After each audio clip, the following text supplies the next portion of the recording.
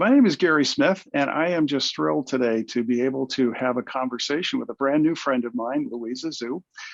Luisa's in New York City, and as most of you know, I'm up in the state of Connecticut. But Luisa, it's so great to be able to have a conversation with you today. Why don't you just take a minute and introduce yourself so that both of our audiences know who you are? Hi, Gary. Thanks so much for that. Yeah, let me give a super quick highlight reel in terms of what matters in the context of our conversation today. A couple of fun things about me. Right away, what I do is I help you take your existing skills, whether from your job, your life, anything in between, and figure out how to turn it into an online service-based business, so a coaching and or course business. And through doing that, really do something that fulfills you, that gives you a lot more control than a standard 9 to 5, to leave the 9 to 5 and to ideally create even more income. So my students create businesses that range from 6 to 7 figures. I've been doing this this is my 7th year, so a while now. And random fun fact about me, I used to be an engineer for the space station. Wow. Yeah, I did read that in your profile that you're an electrical engineer by training, and as it turns out, I am as well. I'm an engineer by training. I'm a manufacturing engineer, but I spent about 25 years in corporate America. About half of that time was on the engineering side of things, and then the other half was in operations management. And I've been around a little bit longer than you. I've been in business now for just over 23 years, doing a combination of consulting and personal business coaching and writing and speaking. But Luisa, I think it's really, really important. I think we've got a great topic that we can talk about today, because I guess one of the questions I would have for you to maybe kick things off is along the lines of purpose. Do you find that that a lot of the clients, a lot of the students that you work with are struggling with that? Do they have already a primary focus in life, or are they struggling to try and find that? Yeah, so I think when someone finds me, they're right in the middle of finding their purpose, to be honest. And at the point, it's not even the main, like, okay, I need to find my life's purpose. It's I'm clear enough on my purpose is not being in a 9 to 5, right? Because I believe that finding your purpose is truly, it's a lifelong journey. And so they're at the point, the majority of them, where they know what it's not. And they're starting to get on this amazing journey of figuring out, okay, I know what it's not. And I'm starting to realize I can take more control of it. So what could it actually be? And I'm excited to find out. I think that's really, really critical. And I think you've hit something very important there. And that is that a lot of times people can tell you what it's not, but they can't yet tell you what it is. And I agree too with you that I think that it's not so much necessarily that purpose will change when you discover what your purpose in life is, but I think that your purpose will express itself in different ways as you go through the various stages in life. So as an example, when I first graduated from college and started working as an engineer, I was 22 years old. I wasn't married. I was in a new town where I didn't know anybody, and I was just at the foundational part of my career. And so I spent a huge amount of time at work because I wanted to learn my trade. I wanted to be able to establish credibility with the management of the company that I knew what I was doing. But then a few years later, I got married, and all of a sudden things started to shift a little bit because now I had someone else in my life who was important to me, who I needed to spend time with. And then a few years after that, the kids came along, and the scales tipped a little bit more. And so I think we go through those various phases of life where the expression of whatever it is that we've determined our purpose to be comes out in different ways. But it doesn't necessarily mean that we've changed our purpose. It's just that we're dealing with what are our most high priorities in life. Would you agree with that? I think that's one really great way of looking at it. And I think there's so many different ways that this ends up looking like. So one is absolutely like you mentioned, right? You have your purpose and then things happen in life, and like that is the people in your life take priority over just pretty much everything, your loved ones. I think there are also times when your purpose might absolutely change.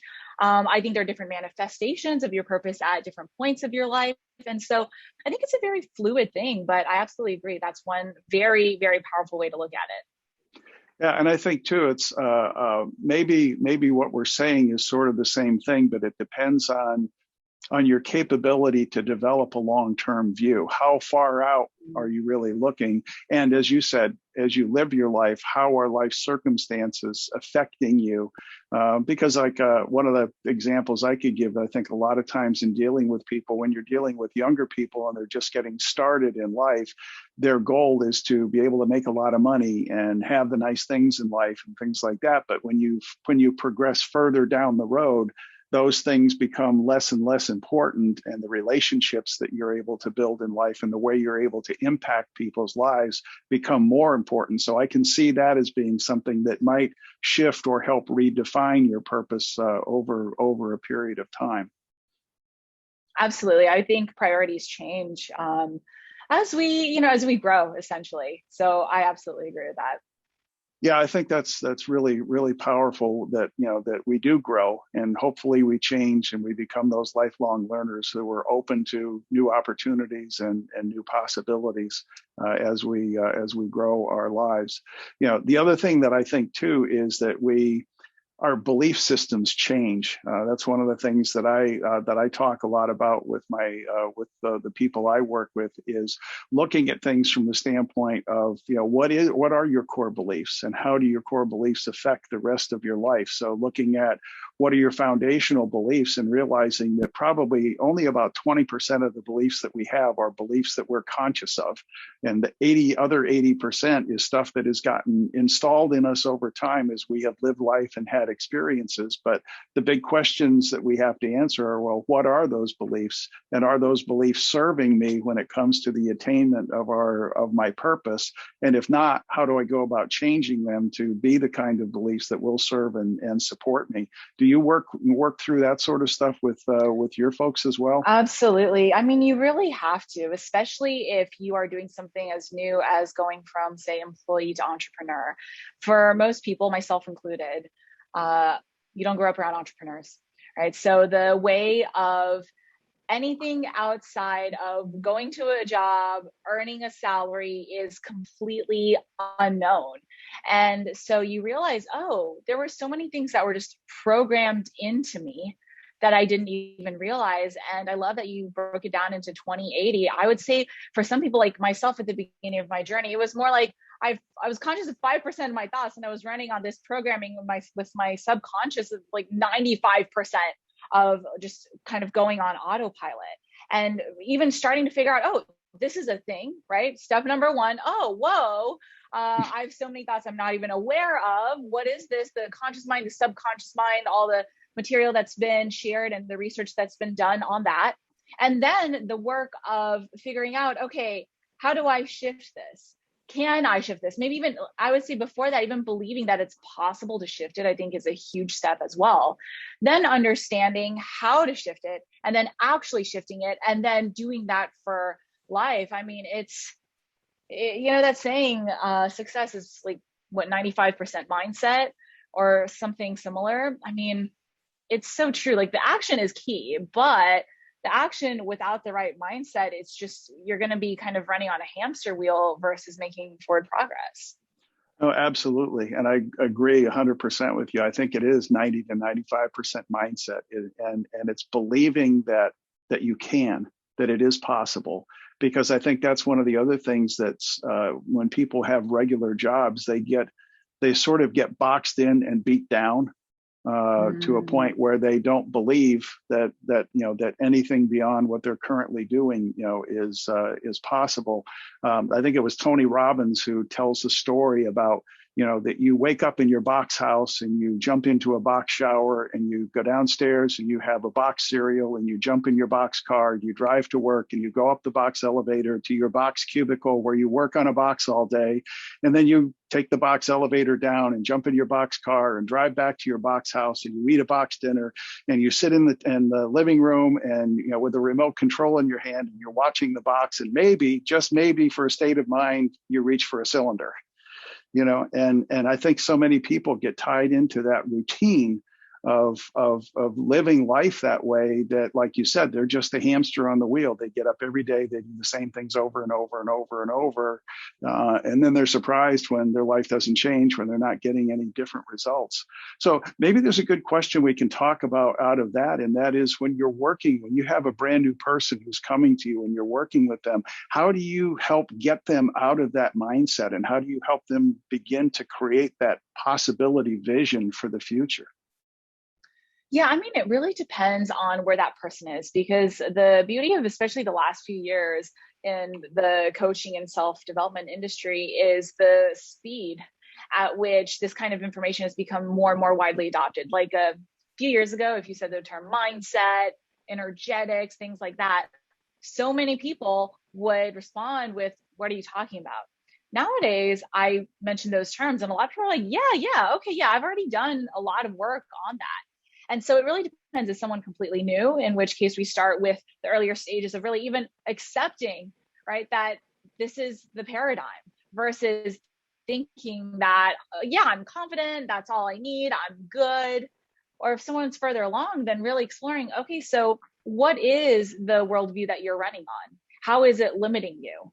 And the best way to kind of start, I found at that point, is to identify, okay, let's figure out what your first goal is, and reverse engineer from there, not only in terms of the strategy, the implementation to get there, but also who do you have to be to be the person, the business owner, the entrepreneur who has those things, that many clients, that much revenue, that much attention.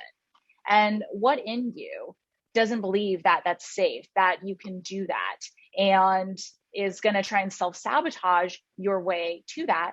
And whatever those are, let's identify them and let's work through them.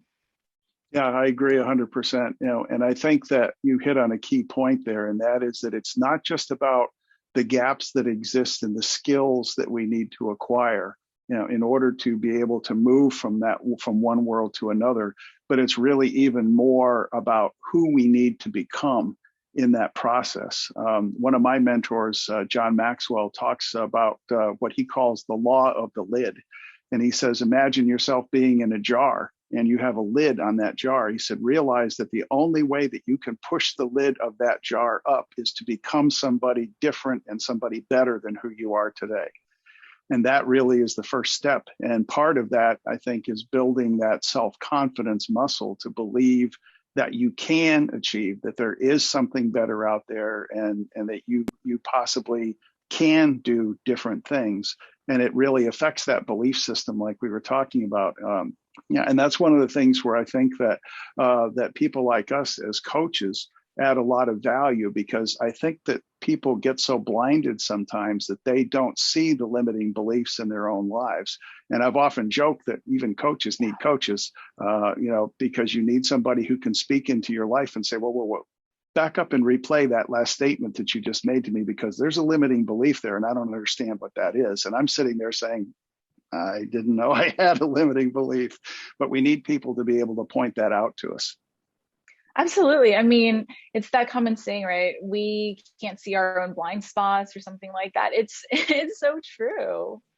Yeah, it really is, and that's where coming together in that collaborative sort of environment, and I think the coaching field is changing, as you said, because number one, people are more prepared. They've already begun to get leverage on themselves, so it's easier for us in many cases to be able to work with them. But they also realize the value of having a coach to be that guide.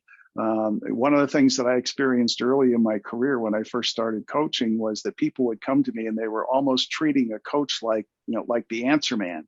I come to you and say, hey, I have a problem, and you tell me what the answer is. And it's like, no, that's not how a coach is supposed to work. A coach is supposed to be your guide, and you're the one who's going to discover both the problems and discover the answers. I'm just here to ask the right questions and to sort of steer you in the right direction until you achieve that awareness. And when we can do that for people, they have skin in the game. because they've come to their own realization about what needs to happen. And then they get pretty good about being creative. But I said, my job as a coach is to work myself out of a job.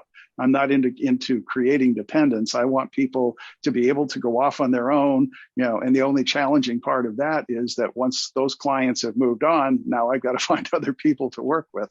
But it's tremendously, it's a lot of fun. I really have a blast at it. And I can tell from talking to you that you really are very, very passionate about what you do. 1,000%. So tell me, how did you get from being an engineer to deciding that this was what you were going to pursue as sort of your life's mission and your life's passion? I completely stumbled on it, to be honest. It was by chance. I mean, nothing is by accident, but it felt like that at the time. And so I know, I mean, I started out as we talked about, an engineer.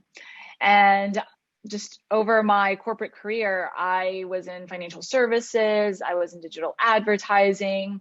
I was just in between. I worked on a mobile payments tech startup. So essentially just trying to figure out, okay, following some challenges, following some cool careers, and thinking I was still going to find my fulfillment somewhere along the traditional 9-to-5 path.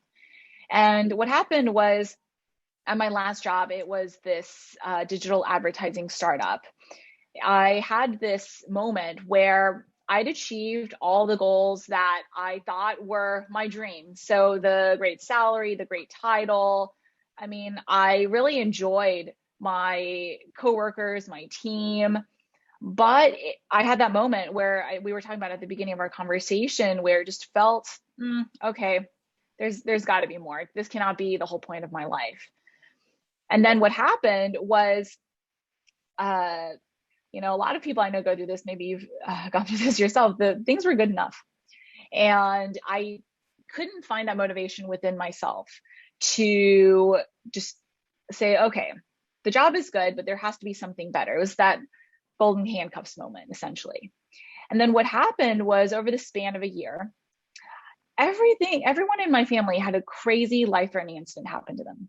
My father dropped to the floor and had to be rushed to the ER for heart surgery. And they later told us this is a surgery that very few people survive. My mother was diagnosed with cancer. My sister got hit in the eye with this freak snowball and almost lost her eyesight. And this happened over about a year. And so I could not just take off a year and say, hey, guys, peace out. I'm just going to go and take care of my family. And so the thought that, okay, I have all these things that I thought I wanted, but I can't be there for my loved ones, really made me realize, what's the point? This cannot be the point. I really need to figure out how to do something that allows me to just control my life and live for the things that really matter. And this has to be my motivation. And so what happened was that finally gave me the motivation to start figuring out, okay, what can I do to build my own online business? And through doing that, I did a few things. I mean, I went through Microsoft Excel consulting, I did career coaching, I eventually ended up doing digital advertising consulting. And so what happened was, I was able to build that business on the side and use it to replace my salary and leave. And just the growth and the skills I had to learn through that. I mean, already I could feel myself at that point thinking, okay, at some point I'm going to figure this out and I'm going to help others like me, because there's no reason anyone should have to go through everything I went through and to figure this out. Like the lack of support from my friends and family, the not knowing if this was possible, all of that. And so I did that. And then after I left my job, people started asking me, how were you able to do this? How did you do this while you were in a job? How did you do this and that? So I said, okay, you know what? Let me help you. And that gradually transitioned into what I do today, which is full on helping people with that. That is an amazing story. That's incredible. I went through something similar because I was in a situation, and this was a number of years ago, and it took me probably 15 years after that experience before I finally took the plunge and did something. But I was in a situation similar where my father was in the hospital, he was dying, and I had just started a new job. And so I had no vacation time. I couldn't go to my boss and say, well, hey, I need to take the next couple of weeks off because my dad is sick. And so basically what I was doing was burning the candle at both ends. I was working during the day, and then it was about 60 miles from where I worked to where my father was in the hospital. And so as soon as work was out, I would rush up to the hospital and then, be with him and stay most of the night, and then, rip out of there in the morning in order to be able to get back and work. And the thing that really crushed me about that was one morning I had been with him all night. I was getting ready to leave and go to work the next morning, and the doctor came in and said, "Well, he's stable, so he'll probably be okay for a while." And so I talked to my mother, who was there, and she said, "Yeah, I know you need to go to work, go to work and keep me posted. I'll keep you posted on what's going on." So I hopped in the car and went to work, and at 10 o'clock that morning, my wife called and said he was gone. And and so it was one of those things of the balance in life here isn't right. But it took me about 15 years after that, of finally getting to a point of saying enough is enough. Even though I love the work that I do, and I'm still passionate about engineering and operations work, and a portion of the consulting work I do is in that environment. So I still love making things, but I decided to take the plunge and do it full time. And fortunately, I had enough connections to be able to get work to get me started. But then as I got into it, I realized two things, and I don't know if you experienced this, Luisa, or not, but coming from an engineering background, there are certain processes that we use, and we're trained problem solvers, so we know how to break things down into their component parts because it's part of who we have become. And I realized, when I started working with businesses outside of the manufacturing world, that a lot of times what I would consider to be basics of this is how you run a business, people were absolutely clueless because they'd never experienced it. And so I could begin sharing the principles that would sort of transition them into new things. But then as I got into it, I also realized that that a lot of the times people thought that I was going to be dealing with technical problems or logistics problems, when in fact, really what it was people problems. So they have a situation where they had a brilliant young engineer who got promoted to be an engineering manager or an engineering director, and they're falling flat on their face. And it's like, well, hey, did anybody ever take the time to help them through this transition? Because being a leader of an organization is much, much different than being an individual contributor within the framework of an organization. And so I started working in those kinds of environments, helping people make those transitions, and in the process, in a lot of cases, helping them to discover that this is not what my life is supposed to be all about. And that's what eventually led me down the road to helping people to discover their purpose. But I agree with you completely that we go through these sometimes significant events in our lives that sort of really alter what's important to us. And maybe that's one of our jobs as coaches, is to help people get to that point where they can pull that emotional trigger and realize that there's a whole lot more to life out there. And being an entrepreneur, being in a situation where if I decide that I need to take a few days off and go do something to be with somebody in my family, or to go to Boston and babysit for one of my grandchildren or something like that, I can do it, no worries. And I can work from there, or I can not work at all. I get to choose. I mean, I really think that's obviously the goal is for us to do fulfilling work. On a personal level, I feel like having that kind of freedom, like you just said, right? Hey, grandkids need someone to watch over them today. I've got it. I'm there. I mean, I just think that's one of the most powerful things, honestly, in the world. Well, because it really comes down to, I think, like you said, we go through these transitions in life where, for me anyway, it's no longer about money and things. It's about people and relationships. And that's one of the things, and I'd like you to comment on this, because one of the things I try to do with people is to really get them thinking about their lives in a different way. So one of the exercises I will take people through is to say, imagine that you passed away. I want you to take some time and I want you to write your obituary. And imagine yourself being able to come back and be a fly on the wall at your funeral. What are people saying about you? And when people get up in front of the room and they're eulogizing you, what is it that they are saying about you? And compare that to what you would really like them to say, so that you can begin to get a sense for how fulfilling your life has been to date. You know, what lives have you impacted? How have you impacted? How would you like to do it perhaps better? And the other exercise I use is say to imagine yourself at 90 years old. What are you going to look like? What are you going to feel like? And really get that vivid picture in your mind about, you know, how you're going to appear and what you're going to be capable of when you're 90 years old. And then imagine yourself on your deathbed, having less than 24 hours to live. Look back across your life and ask yourself some questions like, what are the things that I've done in life that I'm most proud of? What are the things I've accomplished in life that I'm absolutely horrified at? You know, what kind of relationships have I had and how well have I cared for the people in those relationships, and those sorts of things. And when you begin to think about things and, you know, in those finite terms, you can begin to find the threads of who you are as a person. And then we can begin to weave those threads into the tapestry that will be that rich and rewarding life that you really want to look at.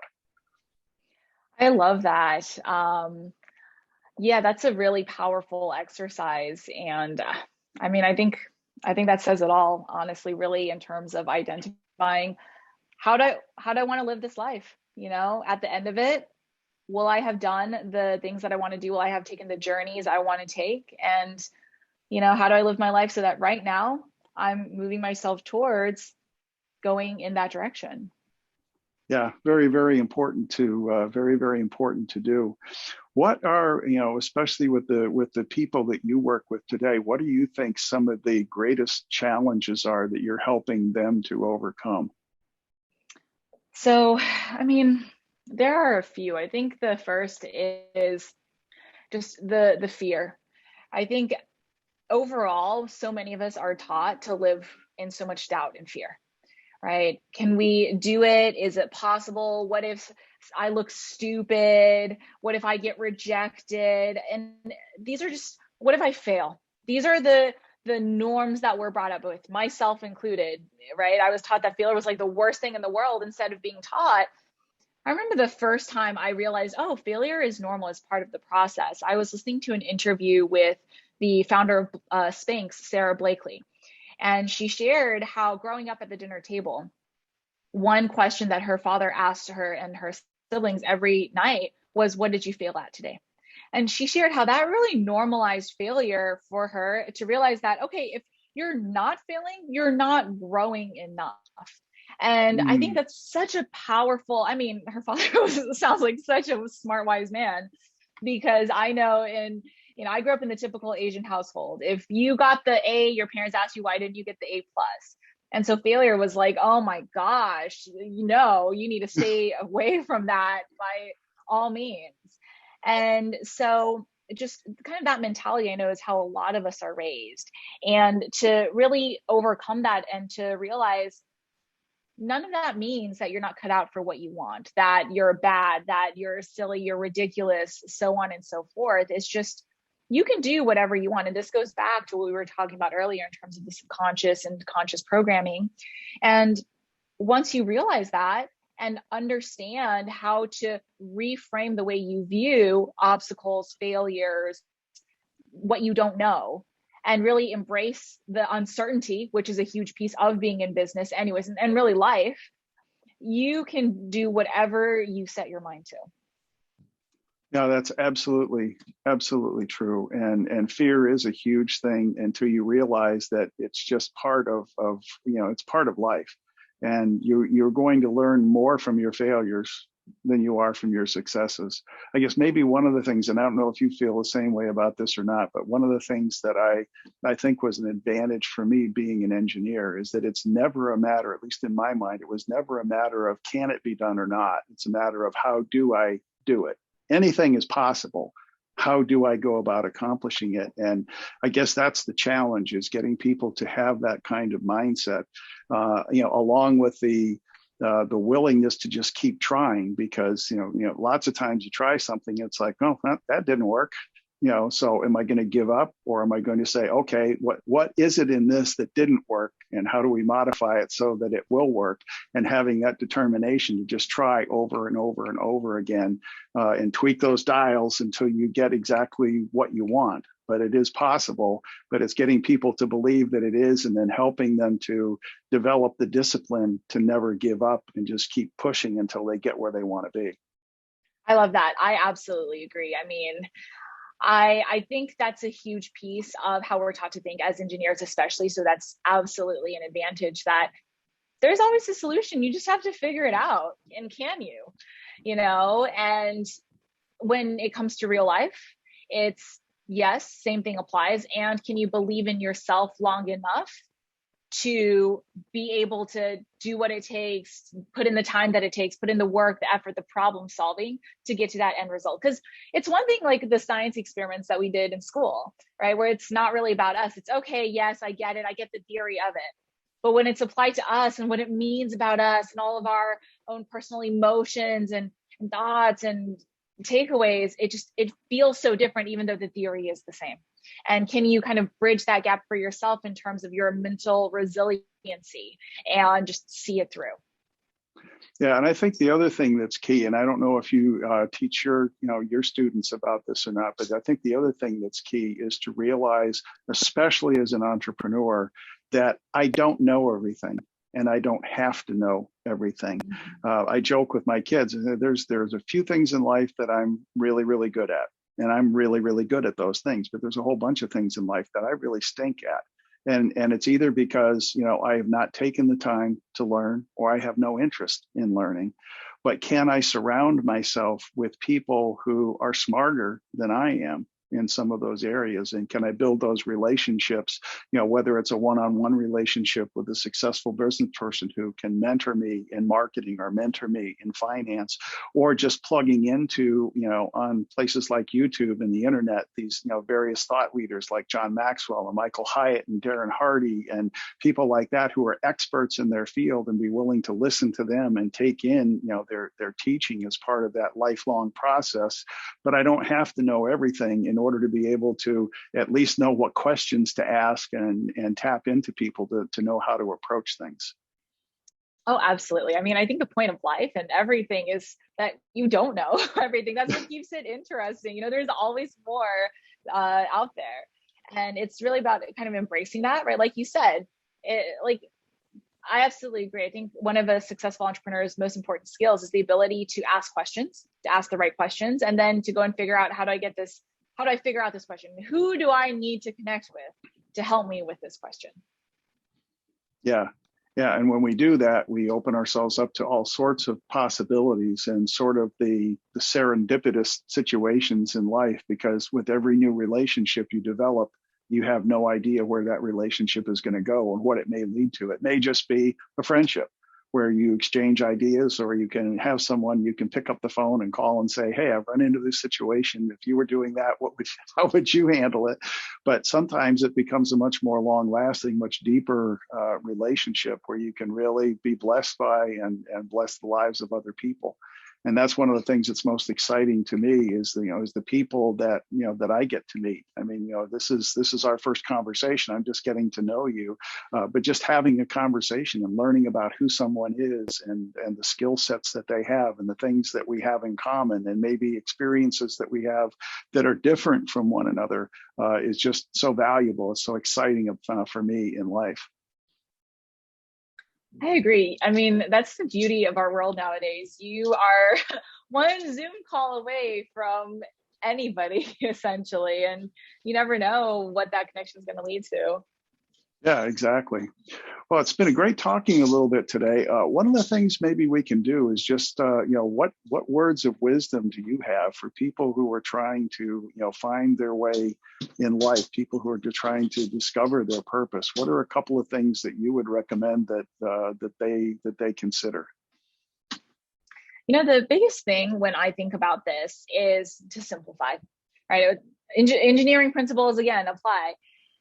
I think it can feel really overwhelming and intimidating to think about, okay, I need to find my purpose. I need to get everything right. I need to take the right action, or else, maybe I'll mess up. Maybe I'll miss my stop or something.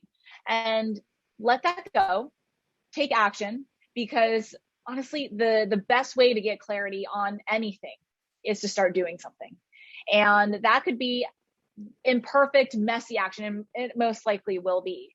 But that will beat, right, trying to kind of overthink and overanalyze and just paralyze yourself, essentially, 99.99% of the time.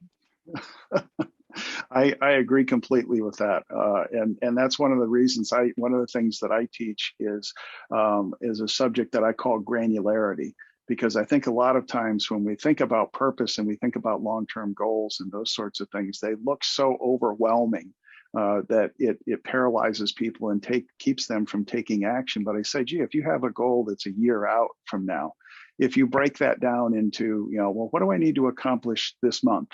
And what do I need to accomplish this week? And get it down to a point where I know what it is that I have to do today, right now, in order to accomplish that goal.